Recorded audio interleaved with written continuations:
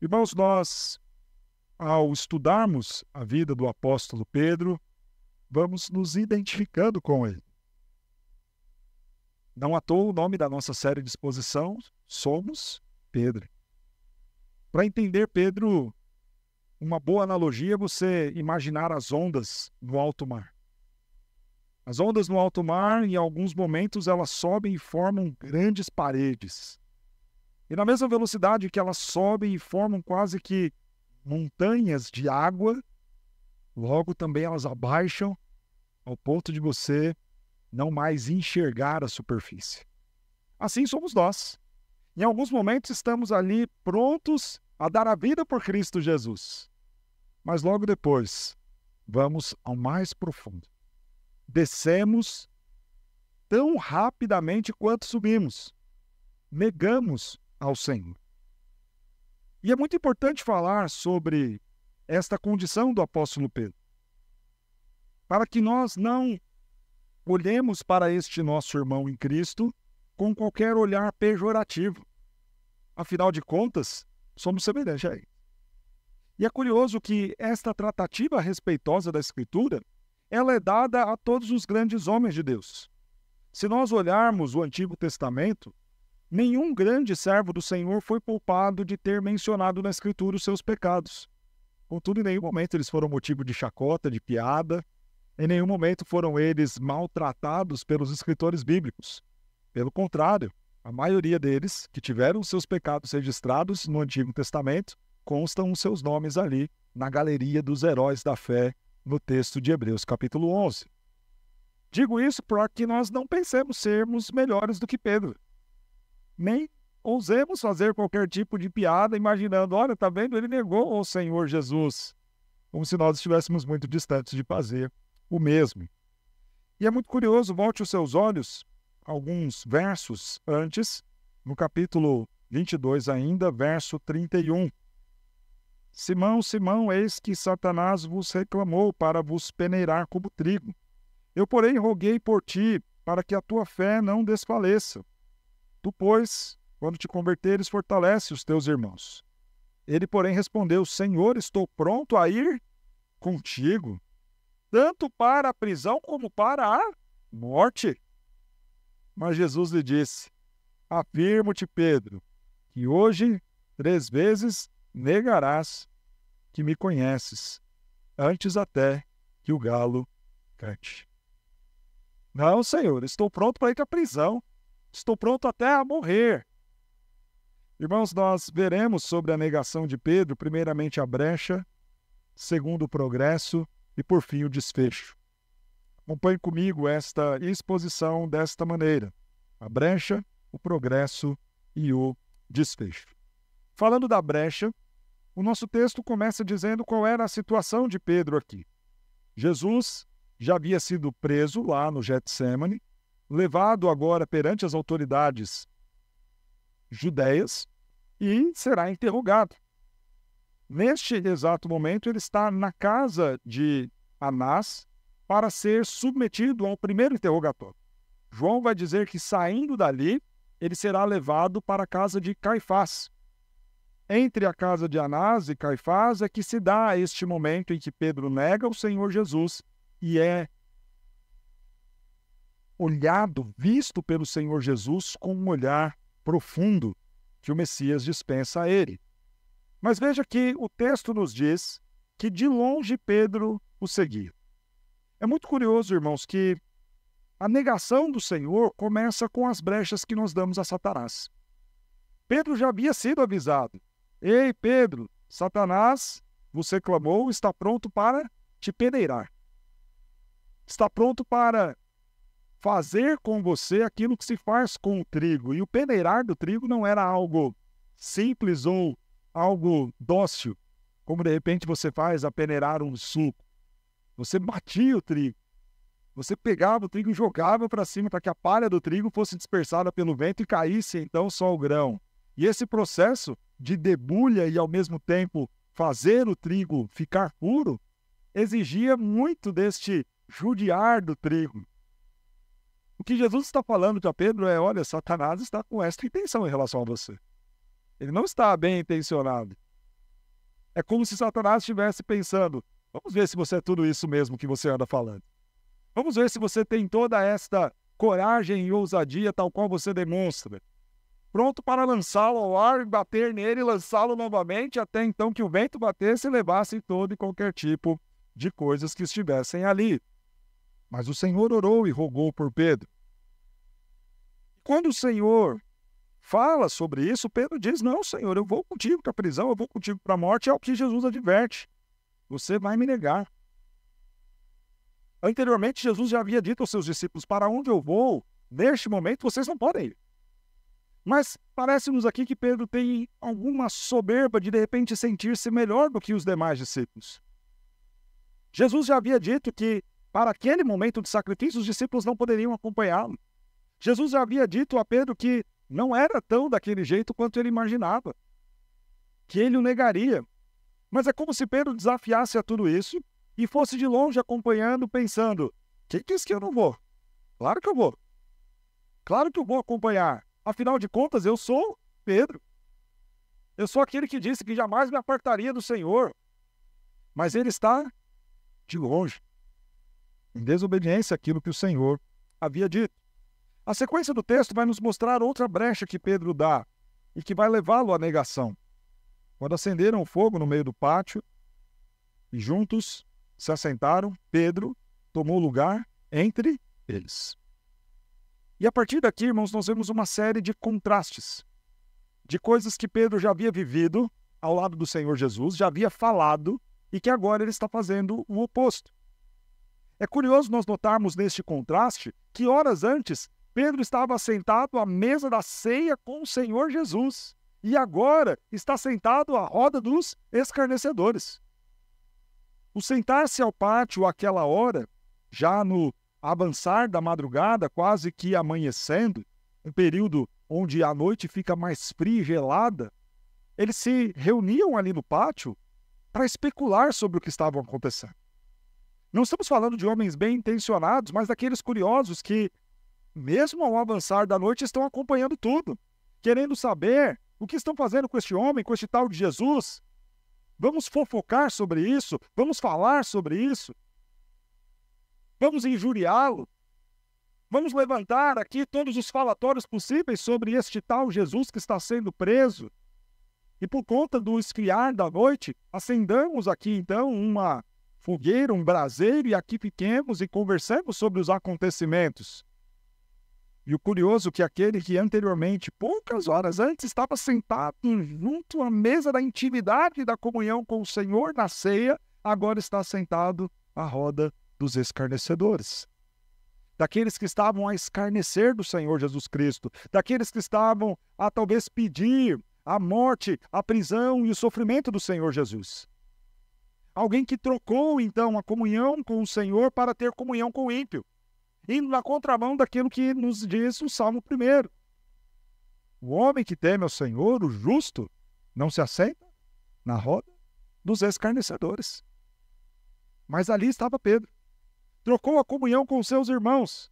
Um momento que talvez ele deveria estar reunido com os outros discípulos, orando, clamando, intercedendo ao Pai que fortalecesse o Filho, Cristo Jesus.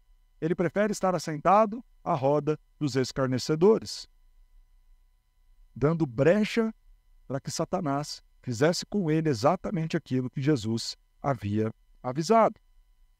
Mas na negação nós não vemos apenas a brecha, nós vemos o discorrer, o desenvolvimento desta negação. Jesus havia dito que 3 vezes Pedro negaria. Pedro vai negar que conhece o Senhor Jesus. Pedro vai negar que pertence ao grupo do Senhor Jesus. E Pedro vai negar que entende das coisas acerca do Senhor Jesus. São as 3 formas como Pedro nega ao Senhor Jesus: no conhecer, no pertencer e no entender. Vejamos isso. Entre mentes, verso 56. Uma criada, vendo-o assentado perto do fogo, fitando-o, disse: este também estava com ele. Ao que Pedro respondeu, negava, dizendo: mulher, eu não o conheço.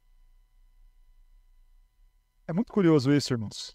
Lembram quando Jesus volta-se para os seus discípulos e pergunta a eles: e vocês? O que vocês dizem que eu sou? Muitos estão dizendo muitas coisas ao meu respeito. Há quem ache que eu sou Elias, há quem pense que eu sou talvez um revolucionário, um baderneiro, mas e vocês? Quem dizem que eu sou? Ao que Pedro prontamente responde: Tu és o Cristo, o Filho do Deus vivo. E o testemunho de Pedro sobre quem é Jesus é preciso, é perfeito. É um resumo extraordinário sobre, de fato, quem era Jesus. Alguém que não conhecia Jesus, de ouvir isso da boca de Pedro, passar a conhecer o que de fato importa. Quem é Jesus? Ele é o Cristo, ele é o Filho do Deus vivo, e isto basta. Não adianta conhecer Jesus como um grande homem do passado, como uma grande liderança, como um grande sábio, se você não conhecê-lo como Cristo, o Filho do Deus vivo. Cristo, o Messias, que veio salvar o seu povo e remir os pecados do seu povo. O Filho do Deus vivo, porque ele é homem, mas também é 100% Deus. Este entendimento que Pedro teve sobre Cristo mostra alguém que conhece muito bem. No entanto, mais uma vez, diante destes contrastes que eu falei que nós veríamos no decorrer do texto, já vimos o primeiro. Troca a mesa da ceia e da comunhão para sentar-se na roda dos escarnecedores. Troca um conhecimento teológico profundíssimo, tu és o Cristo, o Filho do Deus vivo, para dizer que agora nem sequer o conhece. Como alguém que antes deu uma declaração tão bela, tão precisa, tão teológica, tão profunda, tão perfeita sobre quem era Jesus, diz agora não o conhecer. Esta é a negação de Pedro. Não o conheço, nem sei quem ele é. Mas há um progresso nesta negação. Verso 58. Pouco depois, vendo o outro, disse: Também tu és dos tais. Olhando bem para você, parece que você também é deles. Porque você também é da Galileia. Porque você anda como eles andam. Se comporta como eles se comportam. Você é um dos tais. Você pertence àquele grupo. Você pertence a este Jesus. Você faz parte deste grupo de pessoas, deste bando de pessoas. Ao que agora o texto vai nos dizer, Pedro, porém, protestava. Mateus, registrando o mesmo acontecimento, vai dizer que Pedro jurava de pé junto, falava: Não, eu não. Se no primeiro momento Pedro nega conhecer a Jesus, agora Pedro vai negar pertencer ao Senhor Jesus. Eu não pertenço a este grupo, eu não pertenço a este mestre. E aqui é muito importante nós entendermos esta relação do mestre e do discípulo. Porque naqueles dias, você reconhecia o discípulo por conta da proximidade com o mestre e da relação dele com o seu mestre.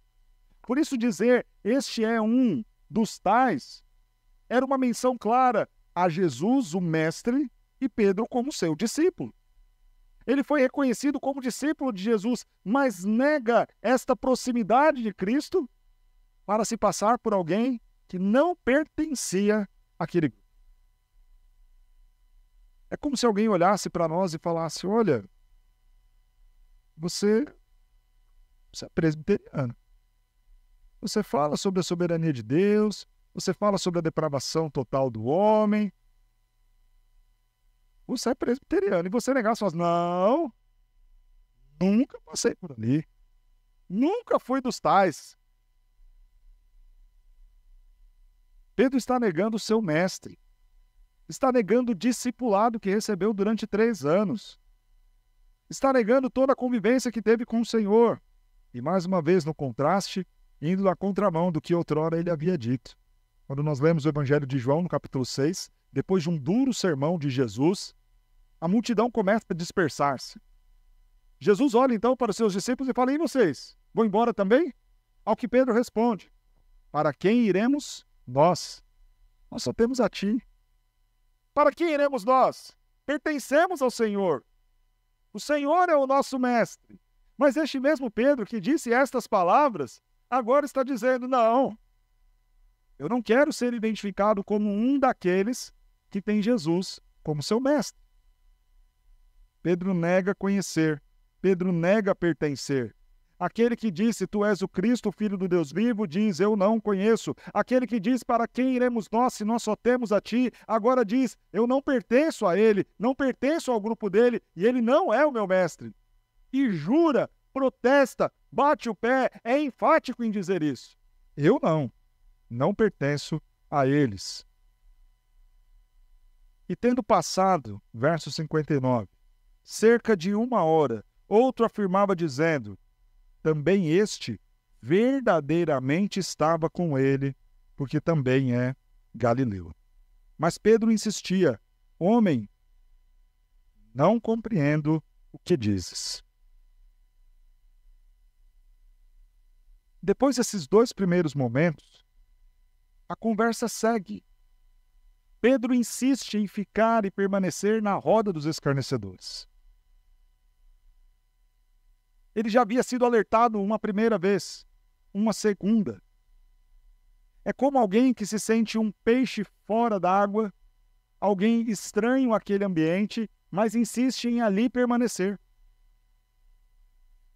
Ele já havia sido apontado como alguém que andava com Jesus e conhecia Jesus, como alguém que era discípulo de Jesus, ao que ele negou, veementemente. E mais 1 hora ele permanece ali, em meio àquela boataria sobre o seu mestre, sobre o seu Cristo, em meio a talvez piadas, chacotas. Mas, irmãos, ele não podia negar quem ele era. Ele era discípulo do Senhor Jesus. De forma que agora o seu comportamento fazia com que as pessoas olhassem e falassem, acho que não. Não. Já tem 1 hora que você está aqui com a gente e o seu jeito é diferente. O seu jeito de falar não é comum. Você está aqui entre os escarnecedores, mas não é como um de nós. Aí eu me lembro quando eu fui trabalhar, tinha 14 anos quando comecei no meu primeiro emprego, menino de tudo, minha mãe olhou para mim e falou o seguinte, olha, lembra que você é crente, que você é temente a Deus, que você já fez sua pública profissão de fé, não é porque você está indo trabalhar que você vai se comportar com as pessoas lá do seu trabalho, não vai se envolver com bebida, não vai se envolver com piada suja, presta muito bem atenção nisso, Jonas. Tá bom, mãe, pode deixar, eu vou fazer a diferença, eu vou ser diferente, eu vou ser sal na terra e luz no mundo, deixa comigo. Aí eu lembro que eu estava lá com os amigos do trabalho, crente, menino criado dentro da igreja, conhecia nada de nada. Aí os meninos chegaram com uma garrafinha para mim assim, aquele rótulo amarelo. Toma aí, Jonas. Eu falei, opa, cilada aí. Eu não, eu sou crente, eu não bebo. Aí eles falaram, Jonas, isso aqui é Schweppes Citrus. Não é bebida não, é Schweppes. Eu nem sabia o que era, mas já estava dizendo, não. Ao que eles disseram, realmente, você não pertence aqui. Você não faz parte desse grupo. Você pode querer passar pelos escarnecedores. Você pode querer ter o convívio com eles, mas se você não pertencer a eles, se você pertencer a Cristo, isso vai ficar notório. 1 hora depois, aqueles homens dizem, verdadeiramente, tu és aquele homem. Não dá para negar. Você não fala como a gente, você não se comporta como a gente, você está aqui, mas há algum tipo de constrangimento, há algum tipo de coisa que te faz diferente de nós que estamos aqui. Você não é um dos escarnecedores, você não é mais um dentro da multidão. Você realmente é um deles. E aqui é curioso, porque é a terceira vez que ele está tendo a chance de sair daquela situação. Mas ele agora finge de amalucado, a semelhança do que fez Davi. Eu não estou compreendendo o que vocês estão dizendo, não faz sentido para mim isso. Como assim? Eu não sou de vocês? Faz sentido? Eu não compreendo. É igual o chinês quando está vendendo coisa falsificada, né? É Sony? Não compreendo, não compreendo.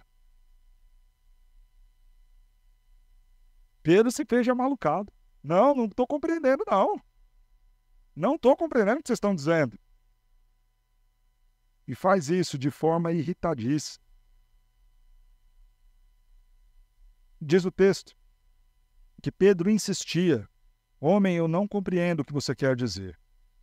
E logo, estando ele ainda a falar, cantou o galo. E agora nós vamos para o desfecho desta narrativa. Então, voltando-se o Senhor, fixou os olhos em Pedro. Pedro se lembrou da palavra do Senhor, como lhe dissera: hoje 3 vezes me negarás, antes de cantar o galo. Então Pedro, saindo dali, chorou amargamente. Qual o desfecho desta história? Primeiramente, aquilo que Jesus havia anunciado se cumpre. Pedro negou o Senhor Jesus 3 vezes antes de o galo cantar. Ele nega a 3ª vez e o galo canta. Cumpre-se aquilo que Jesus havia dito. Qual o desfecho dessa história? O olhar de Jesus. Irmãos, eu fico a imaginar esta cena. Quanto foi constrangedor para Pedro ter Jesus olhando nos seus olhos, depois de negá-lo. Quase como que dizendo: não é nada disso que você está pensando. João diz que, naquele momento, Jesus estaria sendo levado da casa de Anás para a casa de Caifás, passando pelo pátio. Era um momento em que talvez Jesus estivesse atado, amarrado, sendo esbofeteado, passando no meio daquele pátio onde Pedro estava. E Pedro nega ao Senhor Jesus e Jesus olha bem para ele, fitando os olhos. Um olhar que não deixavam dúvidas de que ele sabia exatamente o que tinha acontecido.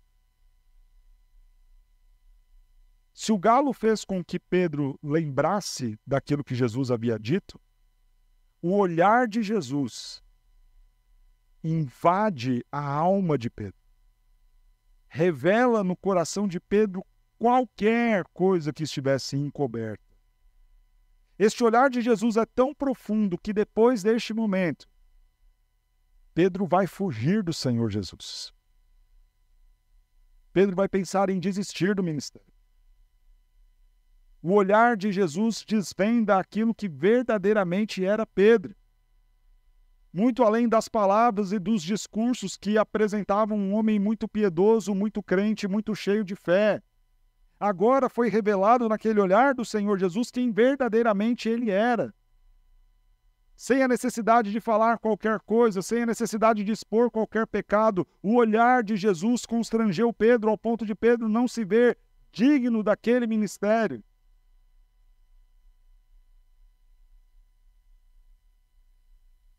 Ao ressuscitar, Jesus aparece na casa de Pedro. Pedro não vai falar com o Senhor Jesus.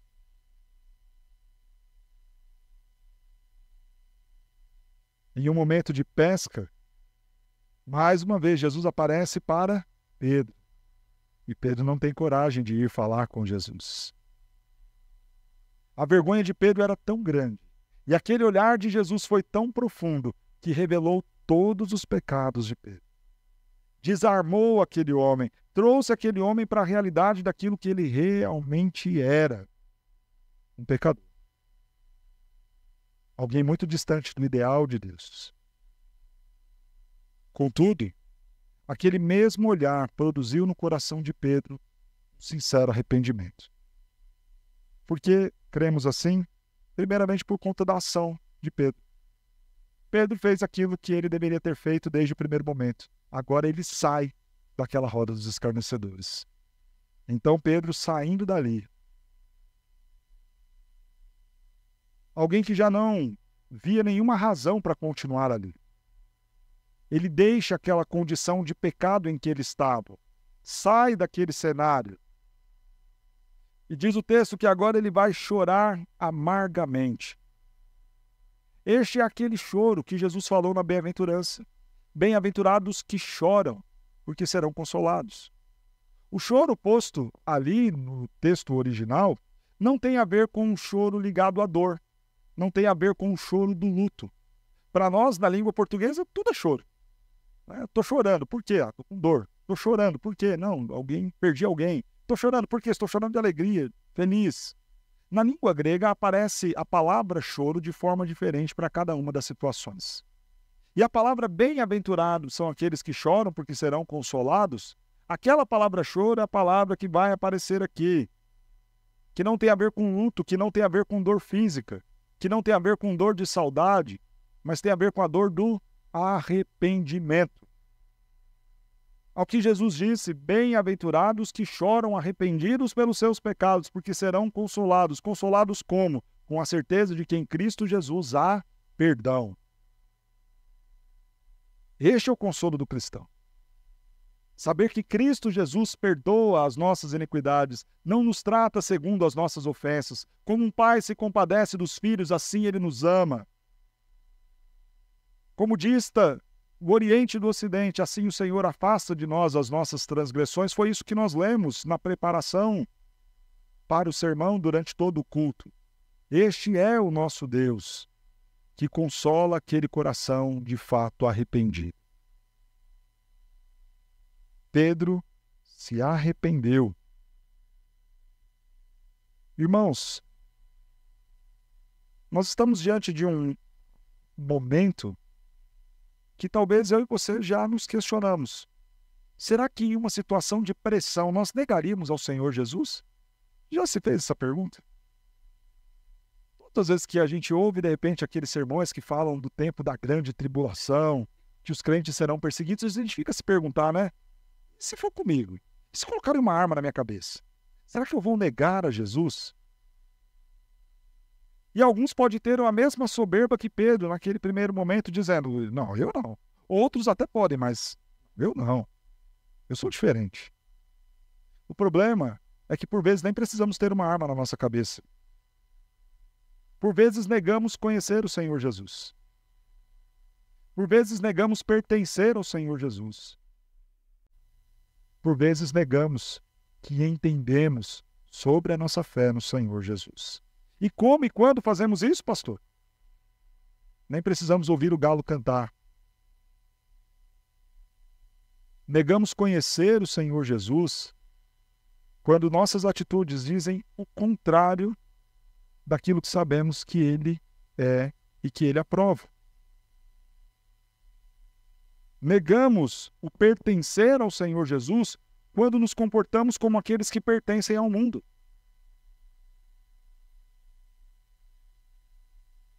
E Deus exige de nós um comportamento diferente? Claro que sim. Uma das ilustrações para se referir ao povo de Deus é feita por Paulo, escrevendo a Timóteo, dizendo o seguinte, olha, participa comigo dos sofrimentos de Cristo como bom soldado do Senhor. Mas sabe o que é curioso quando você olha o soldado? O soldado ele é reconhecido pela sua farda, ele é reconhecido pelo seu armamento, ele é reconhecido pela sua linguagem, ele é reconhecido por afeições físicas. É assim que você vai reconhecer o soldado. Você olha e fala, opa, imagina então você num campo de batalha, aí você olha aquela pessoa com um uniforme que não é do seu lado, usando um armamento que não é o que o seu exército tem. Você olha alguém então ali do outro lado e aquela pessoa está se comportando ou fala no idioma daquele que é o seu inimigo, o seu adversário. O que você faz? Abraça ele como se fosse um companheiro seu de batalha? Não, você sabe que ele é um inimigo, que ele é um adversário. O problema é que nós falamos pertencer ao exército de Cristo, ser soldados do Senhor Jesus. Mas nos vestimos como se vestem os soldados do inimigo. Falamos como falam os soldados do inimigo. Nos comportamos como se comportam os soldados do inimigo. Sabe qual é o grande problema disso? É que você pode ser morto no campo da batalha, tendo sido confundido com um inimigo. Negamos ao Senhor Jesus quando não nos comportamos como aqueles que pertencem a Ele. Vós sois raça eleita, sacerdócio real, nação santa, povo de propriedade exclusiva de Deus, a fim de proclamar-vos toda a beleza, grandeza e majestade do Senhor. Não façamos nada diferente disso. Não sejamos absolutamente nada diferente disso, porque o ser e o fazer é negar o nosso Senhor. Não esperemos este dia em que o Senhor virá e olhará para os nossos olhos, penetrando a nossa alma. Porque sabe o que diz Apocalipse? Que no dia em que o Senhor Jesus virá, lá no registro de Apocalipse capítulo 19, ele vem com os seus olhos, e os seus olhos são como chama de fogo. O que é interessante nisso é que o fogo ele vai em cada canto. Se incendiarmos aqui, começando por esse tapete, o fogo vai atingir cada brecha, vai atingir cada canto dessa sala. Não ficará espaço sem ser tocado pelo fogo. Os olhos do Senhor no último dia virão como chama de fogo, porque ele verá cada canto, cada coisa, aquilo que realmente nós somos, e revelará a quem nós pertencemos. Que neste dia nós sejamos encontrados como verdadeiros filhos de Deus, que pertencem ao Senhor, compreendem as coisas do Senhor, amam o seu Senhor e não o negam. Que nós sejamos fiéis até a morte para recebermos a coroa da vida eterna. Eu quero encerrar desafiando você a pensar na sua vida. Somos Pedro e temos momentos de inconstância. Será o seu momento de negação apenas uma fase negativa e ruim da sua vida? Ou o seu negar a Jesus é a realidade e não apenas um momento de oscilação? O que é a regra na sua vida? Alguém que crê no Senhor Jesus, que ama o Senhor Jesus, em que alguns atos falhos em momentos de fraqueza dá brechas e então nega, ou a sua condição é de alguém que não crê no Senhor Jesus e tem como ato falho justamente o contrário, ter alguns pequenos flashes de bondade, de graça e de amor. A esperança de perdão, a esperança de reconciliação. O nosso esforço desde o início do culto, cientes de que falaríamos sobre a negação que por vezes fazemos em relação a Cristo Jesus, foi falar desde o primeiro momento que o nosso Deus é um Deus perdoador. E Ele convida você a confessar o seu pecado, a se arrepender, a voltar-se para Ele. Nós veremos na semana que vem que foi o Senhor Jesus quem foi atrás de Pedro para a reconciliação. E hoje Ele te chama para essa reconciliação também. Se você negou, seja pelo seu comportamento, sejam pelas suas palavras, seja por ir na contramão daquilo que é sua fé em Cristo Jesus, o Senhor te chama para a reconciliação. Ele não te trata segundo as iniquidades, as suas iniquidades. Ele te chama a sentar-se à mesa e participar do corpo dele. Não troque a intimidade com o Senhor pela roda dos escarnecedores. Não troque o conhecimento verdadeiro de Cristo por uma vida distante do Senhor Jesus. Não troque a possibilidade de pertencer ao Senhor para pertencer e ser filho do diabo. Ame o Senhor Jesus. Creia no Senhor Jesus. Porque no Senhor Jesus há perdão, graça e salvação.